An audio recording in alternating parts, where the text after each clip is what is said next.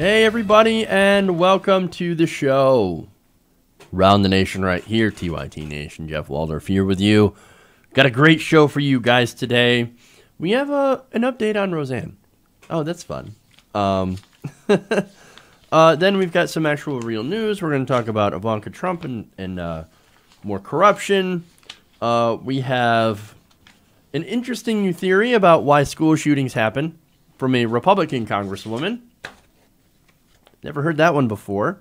We also have some serious news on Hurricane Maria, the death toll, the official death, or the non-official death toll, actually far, far worse than the official death toll. And then we have Dianne Feinstein on healthcare. A bit of an interesting evolution, and we'll talk about that, and we'll talk about why. Then, of course, we have the story from yesterday that I love about the pastor and the Jesus jet. So, very interesting show we've got going on today. Please make sure to like and share if you haven't already. That helps the show get out. Also, use the super chat if you want to be able to talk to the show while you want to support the show as well, because that's what it does. Helps support the show. Please do that. So, okay. Anyway, I guess let's just dive into it. It's one of those days today. Okay. So the fallout from Roseanne's Twitter tirade continues. In fact, earlier Wednesday morning, Roseanne went on a tweet storm, vowing that this is after vowing to leave Twitter the previous day. Well, apparently she decided, no, I'm going to stay on Twitter. I'm going to keep tweeting. Okay, well, that reminds me of somebody else that tends to do that. I mean, who else do we know? Do we cover a lot that does early morning tweet storms addressing the haters and losers? Anyway, so after she apologized for what was a racist tweet, she decided to kind of put the blame on something else. She said, guys, I did something unforgivable, so do not defend me. Okay, good. We're good so far, right? It was 2 a.m, and I was ambient tweeting. It was Memorial Day, too. I went too far and do not want to be defended. It was egregious, indefensible. I made a mistake and wish I hadn't. Don't defend it, please. Okay. Right. So, now, of course, what did her right-wing fans do? Well, they, of course, defended her. Because that's what they do. Oh, the First Amendment is being infringed. That's kind of funny because, first of all, it's not a First Amendment issue. But the same people that are defending Roseanne are the same ones that cheered on the NFL for making their players unable to protest on the field. Kind of funny how that works. But okay, look, she said it's unforgivable, indefensible. I mean, that's true. She got her entire cast members fired and the crew of the show. That sucks for them. And I know, yes, they kind of knew, like, they knew who Roseanne was for a long time. I get it, right? But they're all losing their jobs because of her stupid tweet. Yeah, some will get jobs elsewhere. I don't know about the rest of the cast. I guess I'm not really all that interested or concerned, but nonetheless, it is kind of a sad day. But here's the thing. Ambien tweeting? I was up 2 a.m, and I had Ambien, and I ended up tweeting out some racist things. I mean, hasn't that happened to you guys? No, I didn't know that Ambien has the side effect of blatant racism. I mean, I don't know, like, is that a side effect that's known? Well, actually, Ambien tweeted out, racism is not a side effect of Ambien. That's kind of hilarious. It's the drug maker that actually makes Ambien is one who tweeted that out. Hilarious. But, okay, well, look, you're going to blame Ambien. Does that mean that you were on Ambien when Susan Rice, back in 2013, you said was a man with giant ape balls I'm sorry, giant swinging 8 balls. Man, I don't know, like, that really must mess you up, that medication. In fact, later on she said, quote, not giving excuses for what I did, tweeted, but I've done weird stuff while on Ambien. Cracked eggs on the wall at 2 a.m., etc. Maybe that's not Ambien, maybe you're just crazy. That's a possibility. Just saying. But look, it's funny. Oh man, yeah, all the drugs make me do crazy things. Yeah, I know, right? Because I remember when I took Ambien and found myself in Charlottesville hanging out with Richard Spencer. I mean, that stuff messes you up, man. It messes you up. Kidding aside. So Twitter decided to drag her so incredibly hard for those tweets about Ambien that she ended up deleting most of them. But you know the internet, nothing ever really disappears on the internet. So, but anyway, at one point, she said that she was fired because of fears over a potential boycott of the show's advertisers. Well, that's interesting, right? Now, the show itself, look, while Roseanne Connor, her character is a Trump supporter, the rest of the cast mostly isn't. And the show itself is actually not bad. I mean, look, they tried to explore different issues. There's a biracial daughter. There's a son with gender identity issues. And they did try to explore those topics. So, to be fair, right, that wasn't bad. But the problem here, the real problem, was with Roseanne Barr, who, like the president, cannot stop tweeting ridiculous things like conspiracy theories. And, of course, racist things. Now, that gets you in trouble. Now, after this whole thing happened, after the cancellation, and, of course, some of her co-stars had denounced those tweets, well, she decided she would lash out at Michael Fishman and Sarah Gilbert. Now, in a response to a tweet from Fishman, saying that, you know, what she said was terrible and all that stuff, she said, I created the platform for that inclusivity, and you know it. Me. You throw me under the bus. Nice. Again, the way that the tweets sound, you could almost say that Trump wrote them. They sound so incredibly Trumpian. And now, responding to Gilbert's tweet about her disappointment in Roseanne Barr, the actress wrote, wow, unreal. Wow.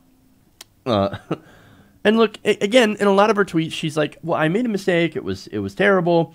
But here's the thing. I think that she realizes that her only mistake was being open about it. Not and actually believing the stuff that she tweets. And that's the thing, right? That's what bothers me. Like, I think in her mind, like, if somebody she doesn't like happens to be black, well, then I can call them an ape. Now, if they're a Muslim, well, I can call them also terrible things, animals, right?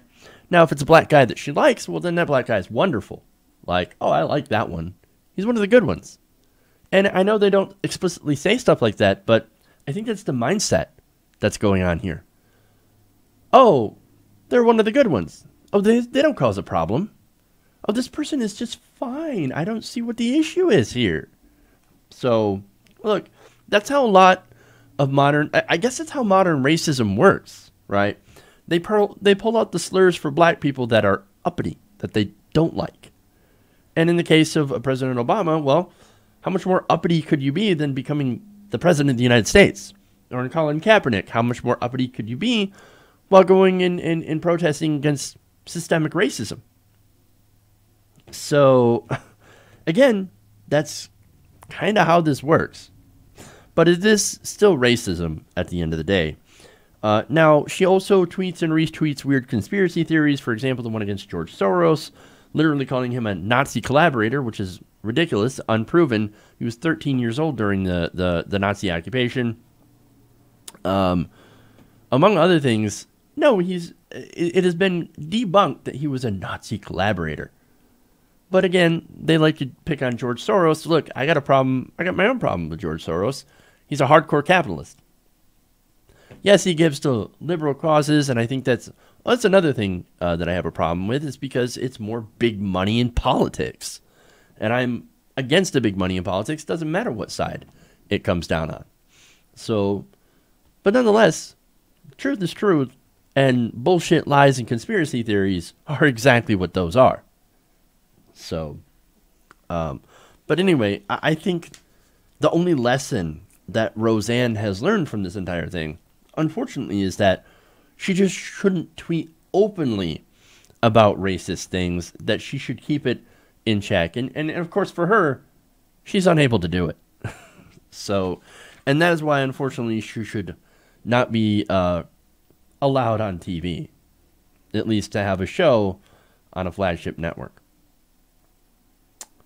Okay.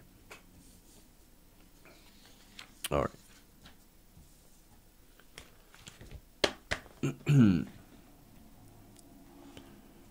All right. So, I know it's a little early, but I'm going to take a real quick break here. We'll come back. We got more show, so stick around. Make sure to like and share if you haven't already, and do your super chats. Again, helps the show. We'll be right back. All right. Around the nation.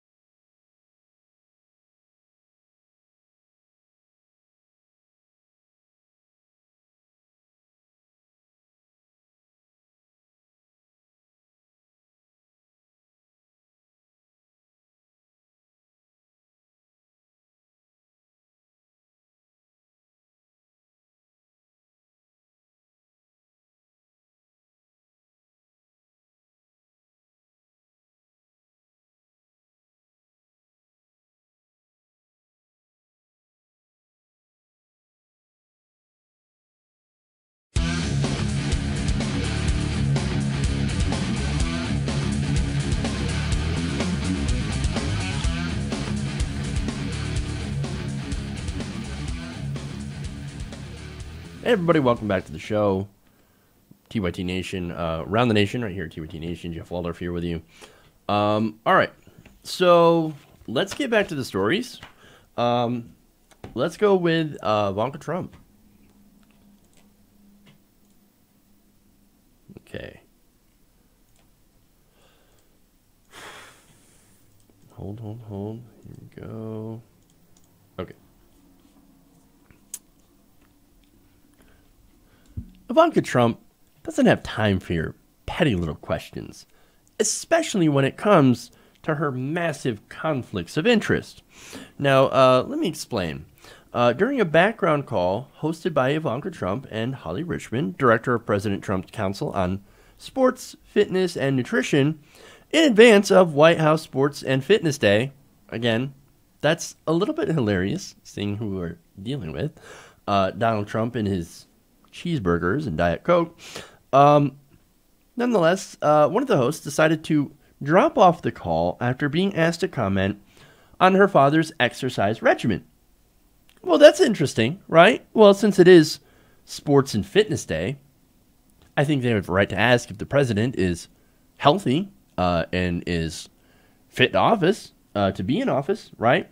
But not only that, they also asked about questions pertaining to Chinese trademarks being awarded to Ivanka's fashion line. Well, okay, that's interesting.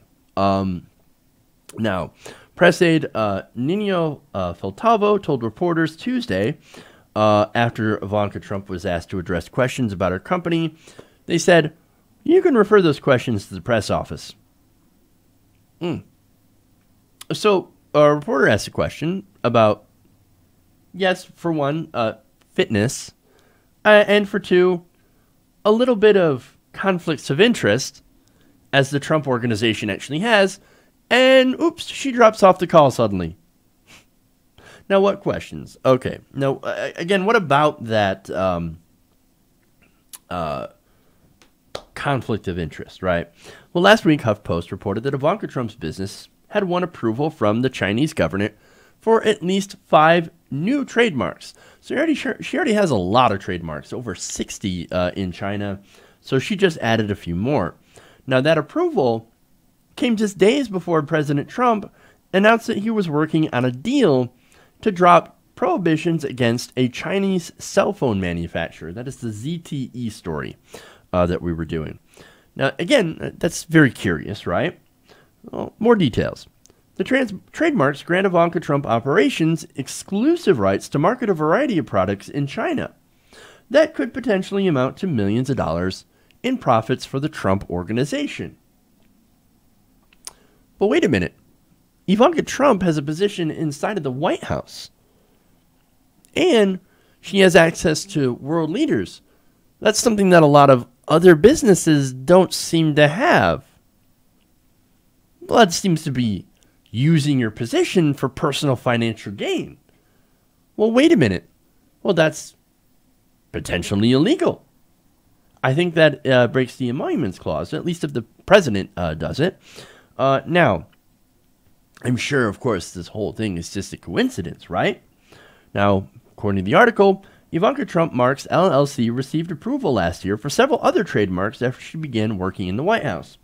3 of them were granted the same day she dined with Chinese President Xi Jinping at Mar-a-Lago. Well, look at that. They just happen to have dinner at Mar-a-Lago, and then magically next day she gets some patents approved. What a stroke of luck for the Trump organization. And another massive stroke of luck, this time for the president himself, China agreed to loan $500 million to an Indonesian theme park project in which the president just happens to be a partner. Oh, again, look at all these strange coincidences where the president and his family members just happen to benefit financially while being in the White House. Weird. Now, look, we all know what's going on, right? Donald Trump hasn't divested from his business. He was never going to divest from his business. He was always there to do business.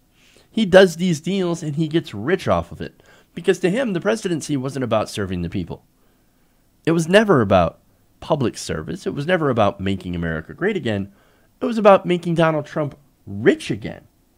It always has been. And of course, his entire family is full of grifters.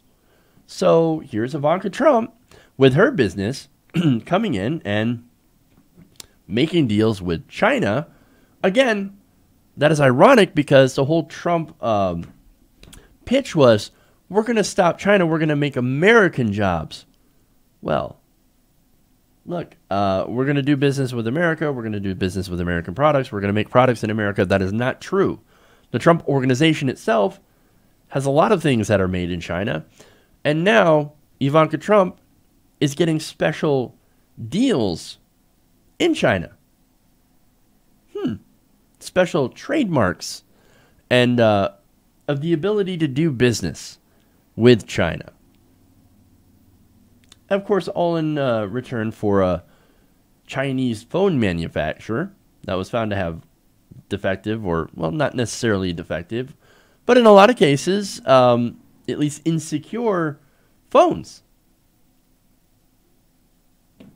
But that just shows you the corruption that is going on in the White House. I mean, is it any wonder that Ivanka doesn't want to answer anything about any questions about this deal? Why? It's because it's so obvious and so brazen that she can't defend it. Look, what do you think happens when you elect swamp monsters? You get a swamp. And that's what we're in. Okay. All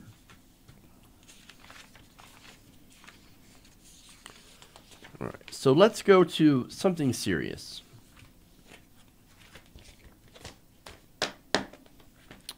Okay. Hold on here.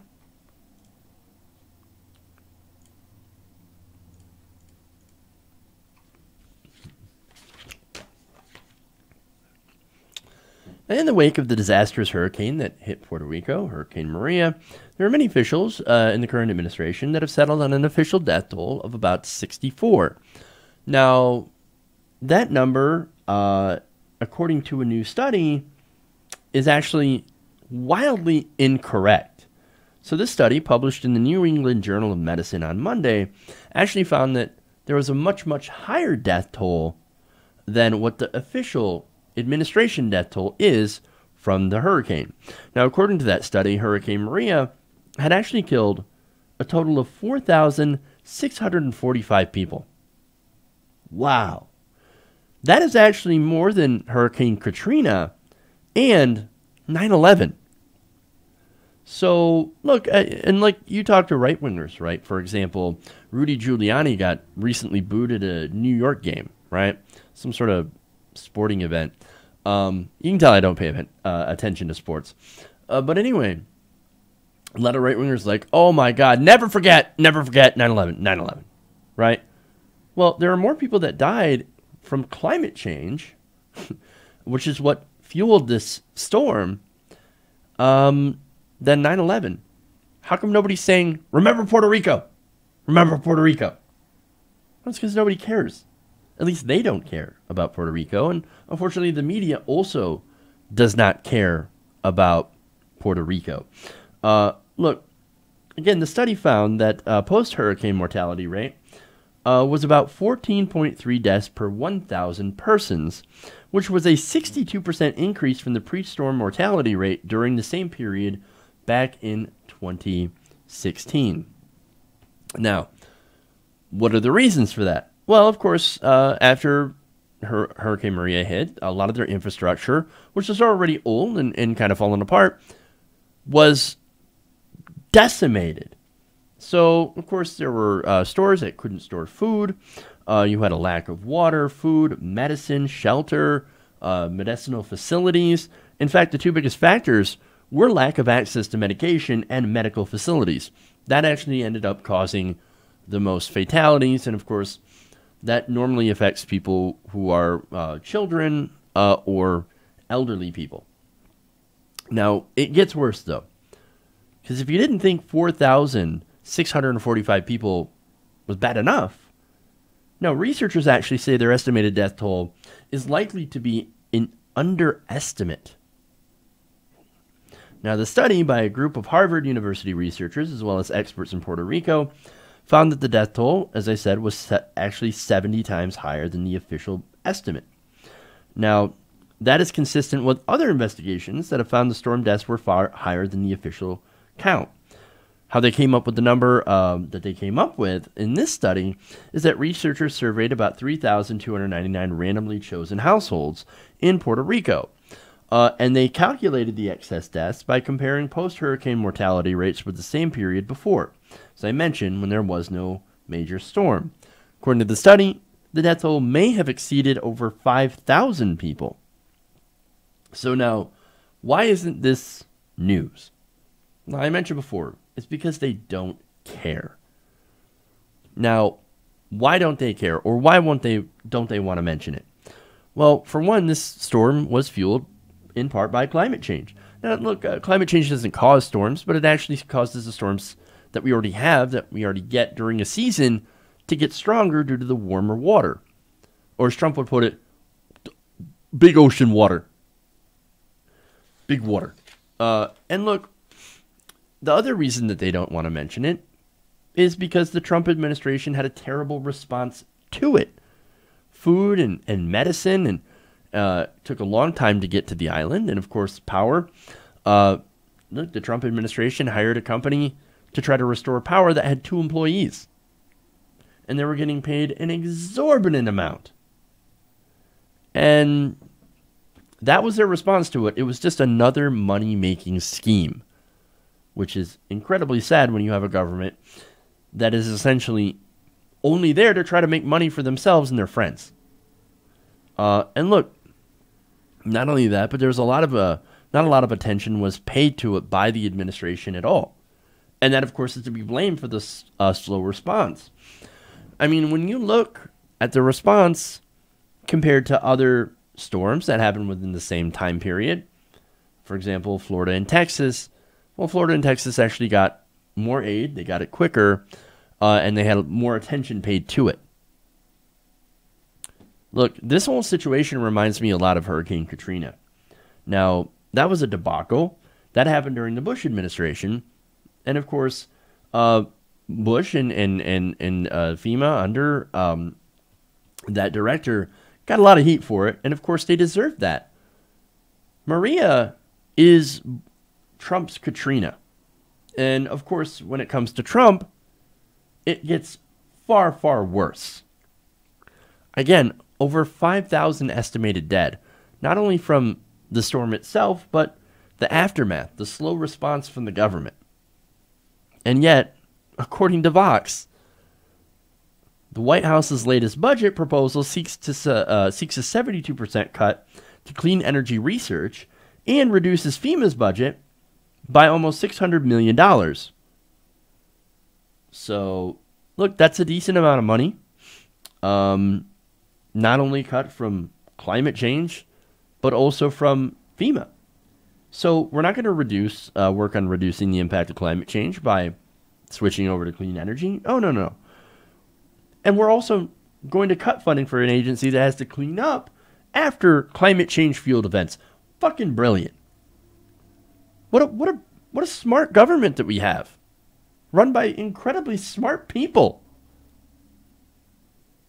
We're going to make climate change worse. Again, we pulled out of the Paris Climate Agreement, so climate change is going to get worse, not going to get any better. Storms are going to get stronger. They're going to be more frequent, floods, etc. And then we're going to defund the agency that actually helps people recover. Fucking brilliant, man. Jesus. Look,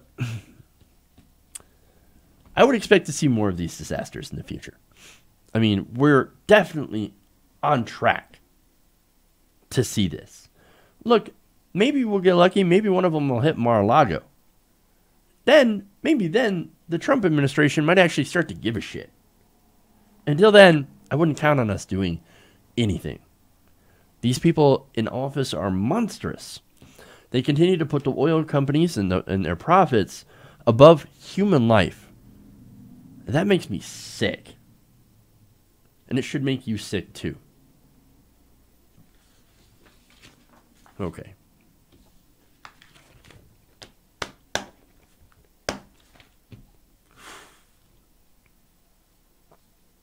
All right.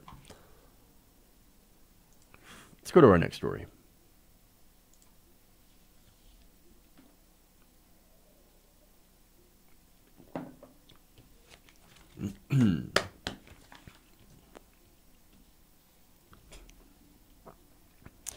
Diane Black is a Republican representative from Tennessee, and she has an interesting new theory about why there happens to be so many school shootings now. Let me start that again. Okay. So Diane Black is a Republican from Tennessee, and she has an interesting new theory about why there are so many school shootings in America. Now, did I say interesting? I actually meant dumb. Like, really, really dumb. Now, during a meeting last week with local pastors, Black, as I said, brought up gun violence and came up with a reason that she believes that it keeps happening. Let's take a look. Pornography. It's available. It's available on the shelf when you walk in the grocery store. Yeah, you have to reach up to get it, but there's pornography there. All of this is available without parental guidance. And I think that is a big part of the root cause, that we see so many young people that have mental illness and get caught in these places. Every one of those school shootings, and I've read the details on, go back to looking at that child, and their friends can actually pinpoint a time where they saw their change in their behavior. Mm-hmm. All right, so in case you couldn't hear that, she talked about how pornography is so easy to get. It is available on the shelf when you walk in the grocery store. All of it available without parental guidance. What the hell kind of grocery stores does Diane Black shop at? I want to know. I mean, personally, for research purposes, of course. Right. But no, seriously, she talks about porno. And earlier, she talked about the deterioration of the family, mental illness, and violent movies. So that's what she thinks is responsible for school shootings. I mean, of course, to them, I mean, the solution is simple. We'll get rid of all the other stuff and protect the guns. Because she didn't mention anything about the guns. See, I finally get it, right? So people like Diane Black, conservatives, they want to prevent the guns from getting harmed by bad people, right? So, we got to protect the gun from this violent person that's going to go and use you to shoot someone. Oh, we can't have that. Got to protect the guns from the bad people by doing nothing, by giving more guns to good people. That's literally their solution. Oh, let's just give more guns to law-abiding gun owners. That'll solve it. Right. They want to prevent the guns from being hurt and not prevent people from getting hurt by guns. It's insane. Now, look, here's the thing, right? Other countries watch violent movies. Other countries have mentally ill people. And yes, other countries also look at porn. And yet, for some reason, they seem to have less mass shootings and less overall gun deaths. Isn't that weird? I mean, even other countries in Europe are even more lenient on nudity than America is.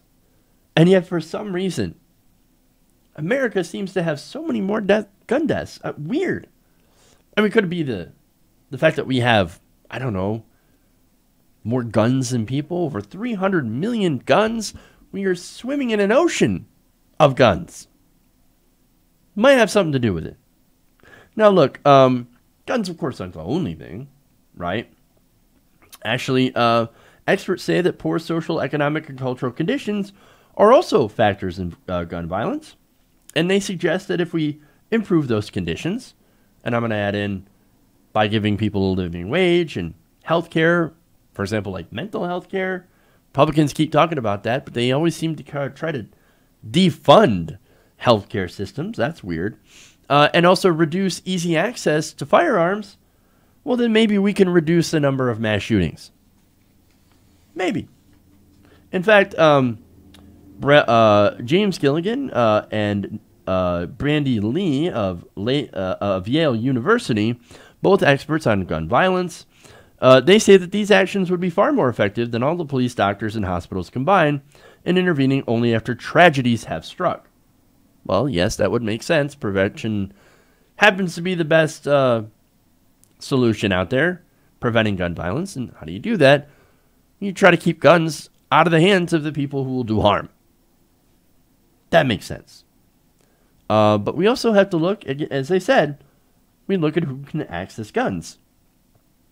Now, Diane Black, she's not interested in talking about that. She's also not interested in talking about societal conditions, for example, like poverty, right?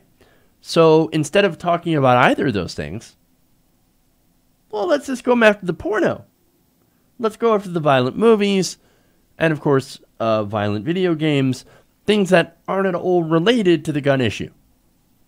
Because they don't want to solve the gun issue, because they get money from the gun manufacturers. They get money from the NRA to go out and talk about how it's not the guns, it's the pornography. Republicans, man. Okay.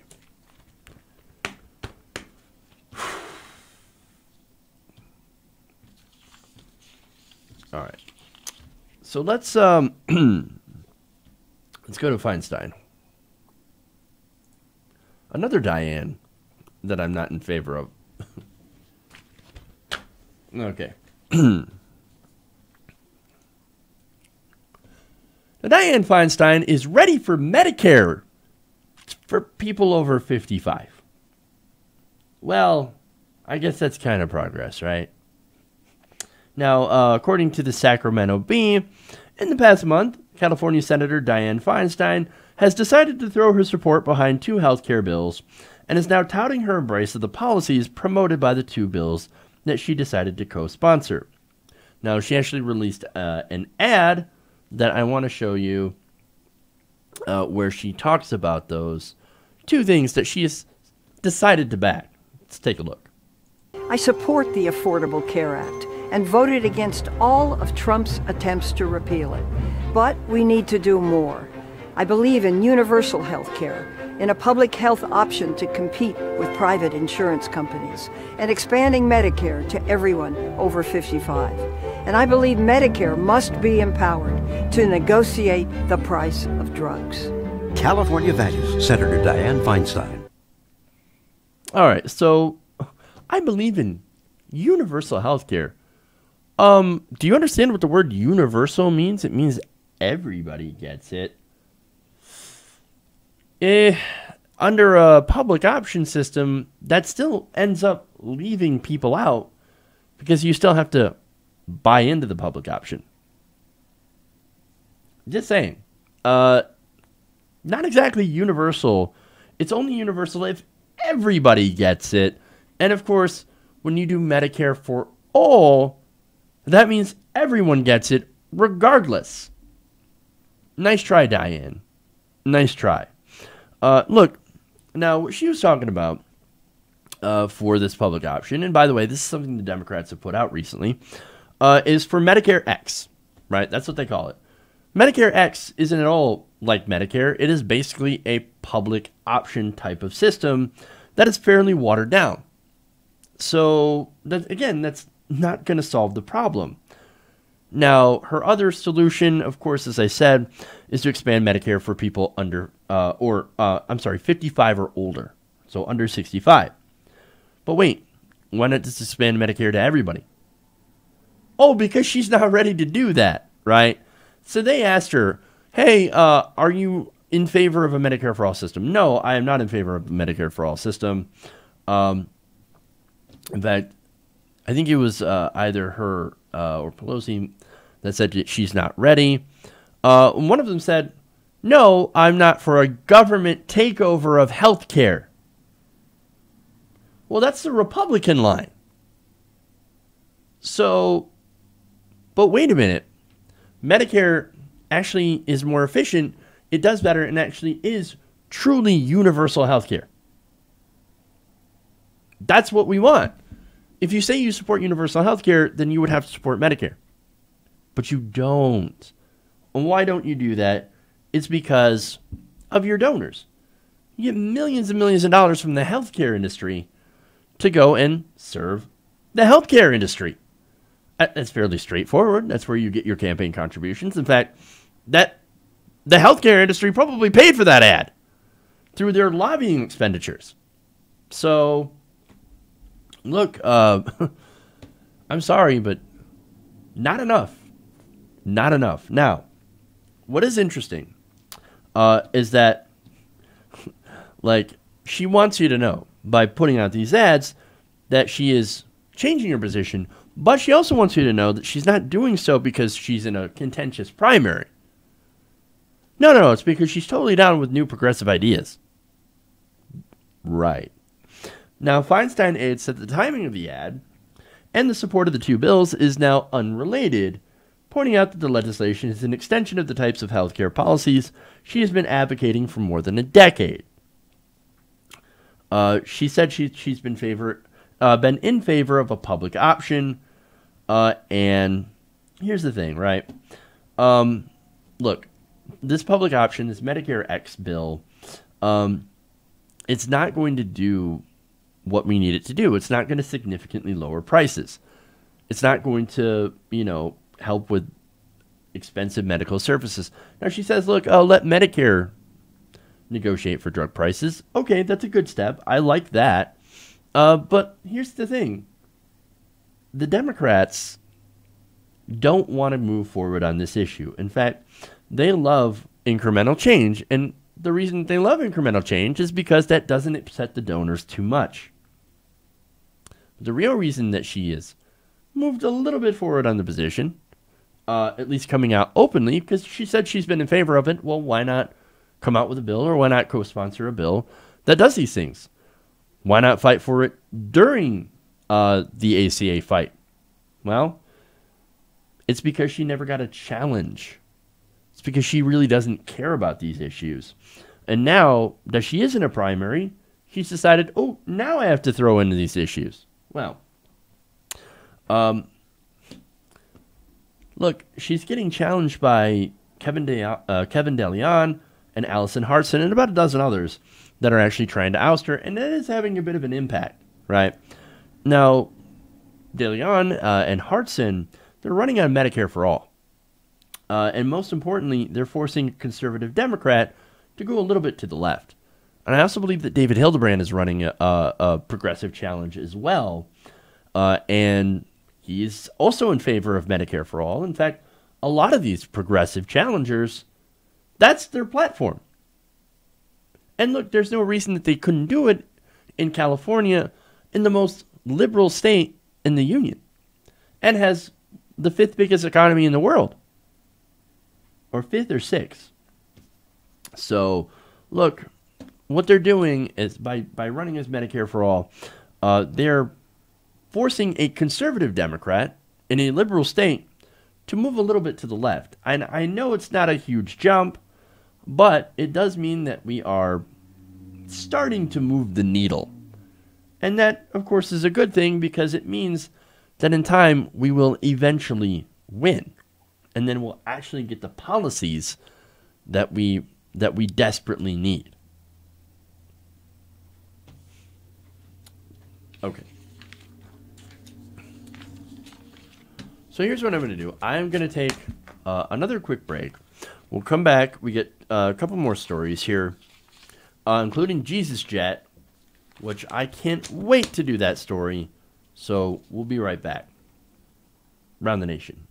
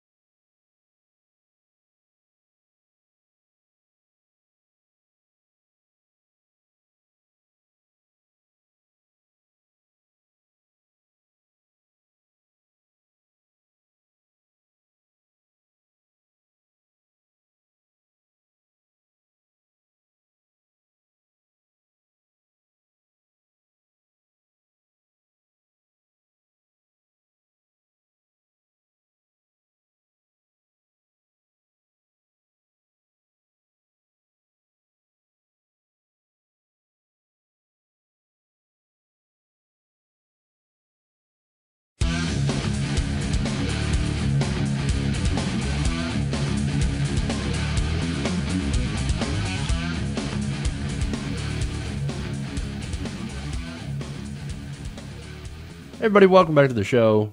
Run the Nation right here, TOT Nation. Jeff Waldorf here with you. Hey, if you haven't already, please give us a like and a share. That helps out. I have a super chat that I want to read here. Jen asked the question, what do I think about growing hemp in the mines of Appalachia for biofuel to help the people get jobs and get away from Saudi oil? I also mentioned get away from coal. Look, my position on hemp is, yes, let's grow hemp. Whether we use it for paper or biofuel, doesn't matter to me. Let's just grow hemp and actually use it because it happens to be more cost effective than growing trees. I don't know if that causes any sort of air pollution or anything like that, using hemp as biofuel. But look, nonetheless, I am in favor of growing it and using it for maybe other things as well. So that is a good question. I'll have to do some research on that. But thank you for sending that in. Okay. Anyway. Hemp's got a lot of uses, man. So, yes, let's grow it. Let's use it. Okay. So, let's go to one of my favorite stories, Jesus Jet.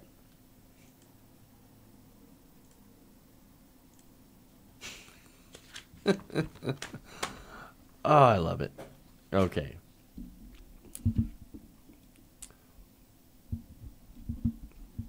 All right. A Louisiana pastor says Jesus wants you to buy him a new jet. Now, this is... I can't even say it, man. I'm okay. Let me do this again. All right. A Louisiana pastor says Jesus wants you to buy him a brand new jumbo jet. Now, this is Jesse Duplantis. He is a prosperity gospel teacher, and he recently released a video where he asked his fellowship to donate to help him spread the word of God in style. He said, quote, I really believe that if the Lord Jesus Christ was physically on the earth today, he wouldn't be riding a donkey. He'd be in an airplane flying all over the world. What do you know? But wait a minute. He's Jesus. Isn't he supposed to have, like, Jesus superpowers? I mean, what good is it being the Son of God if you don't have, like, superpowers to fly? But, okay, whatever. I mean, what does God need with an aircraft? What does God need with a starship? He's the Son of God and also technically God, right? Religion, I swear to God, religion, that's irony, is more confusing than the family lines of Game of Thrones. But anyway, now, according to Duplantis, his ministry already owns 3 jets. Well, that's funny. Then why do you need a new jet? Well, he claims that he's been burning them up for the Lord Jesus Christ. Right. I got an idea. Why don't you just pray to God and ask him for a jet? Now, of course, that's not how it works. He needs you guys to donate to him. So, let's look into the kind of jet that he wants. He wants a brand new Dassault Falcon 7X.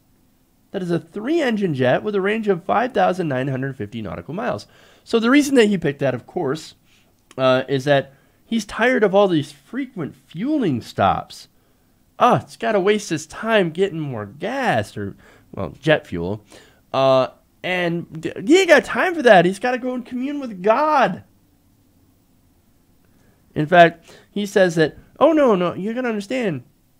I got to say, it'll save me money. It'll save you money because you're the one paying for it. But no, I wouldn't have to pay those exorbitant prices for jet fuel all over the world. Why can't you have a plane that runs on faith? Just saying. Let's see how far you go with that. Here's a solution, though. A real solution that might actually work. Maybe you should stop going on those trips until you buy your own fucking jet. Oh, but right, of course. It's not Jesse Duplantis asking for the jet. No. It's Jesus Christ. It's God. Now, in the video, Duplantis said that God told him, I want you to believe in me for a Falcon 7X. Pray about becoming a partner to it. Now, look, this is a guy, along with Kenneth Copeland and all these other people, that claim that God talks to them. Like, literally has a conversation like you would with somebody on the other end of a cell phone. Hey, hey, Kenneth. Hey, Jesse, it's me, God. Hey, how's it going down there? Well, you're God. You should probably see it, already know how it's going. But anyway. No, they literally believe that God talks to them. It's insanity. But as far as being a partner, you're not going to be a partner. If you help pay for this jet, you're going to give him the money, and then he's going to fly off. I mean, you're not going to be able to ride in that. No, you're not going to be a part of that. In fact, he uses this jet so that he doesn't have to fly with regular people like you. How do I know that? It's because he's basically already admitted that. And for that, I go to a video here that he shot with Kenneth Copeland talking about why they need jets. So and this was such a good illustration. I just the Lord impressed me. That's why we're on that airplane. We can talk to God. We can. It's when I was flying for Oral Roberts, the Brother Deweese, my boss on the airplane, he said, "Now, Kenneth, this is sanctuary. It protects the anointing on Brother Roberts." And he said, "You keep your mouth shut. Don't talk to him unless he talks. Because when he's on a meeting, he doesn't talk to anybody but God." Now, Oral used to fly airlines, right? But even back there then, man, it got to the place where it was agitating his spirit. Sure. People coming up to him. Agitating he had become famous, and they wanting him to pray for him and all that. You can't manage that today. Right. This dope-filled world. Right. And get in a long tube with a bunch of demons. Right. That's exactly the And point. it's deadly. It's a long tube full of demons. You know what he means by he's talking about you. You're the demons. They need their private jets so they can get away from you. He said it. I got to get away from the demons. I got to get away from you guys because you're coming up and bothering me with all your, please pray for me. Please pray for me. No, get out of here. These guys, they don't care about you at all. They're charlatans. And why anybody would give them money is beyond me. Save your money. Look, if you're one of those fundamentalists and you believe in the prosperity, whatever, don't give your money to these guys. Save it. Actually do something good with it. Instead of giving it to these ridiculous clowns. Save your money. Do something real with it. My God, man. Just whatever you do, don't give it to these assholes. They want to get away from you. Don't do it, man. Just don't do it. Don't do it. Ugh. All right. That's all I got today. We're about to run out of time anyway, so I'm gonna end it right there.